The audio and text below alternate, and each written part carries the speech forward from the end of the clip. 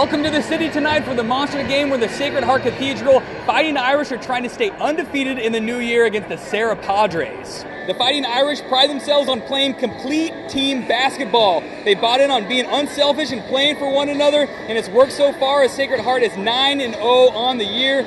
Serra, meanwhile, is led by junior Henry Caruso on offense and will look to their pressure defense to pester the Irish all night long. The crowd's starting to buzz, so let's get right to it. It's the monster game.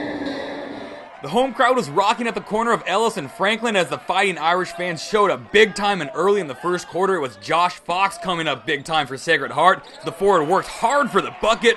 Early the game was back and forth, but Fox was just, well, fourth, should we say. The senior goes coast to coast and won. Irish up 19-16. In the second quarter, though, the Serra PADRES would look to JACQUI BIGGINS. The junior has a shot on him, and he's not afraid to show it off. Hits the three there and goes back for more. He'd hit 3 in a row late in the first half for a 24-19 Serra lead. Last seconds of the half got a bit crazy, though. KALIL James with the steal, and this just in. KALIL James is pretty good at basketball. Sacred Heart within 2. 5 seconds left, and Fox again will do work. The guy next to me was yelling, "Coast to coast!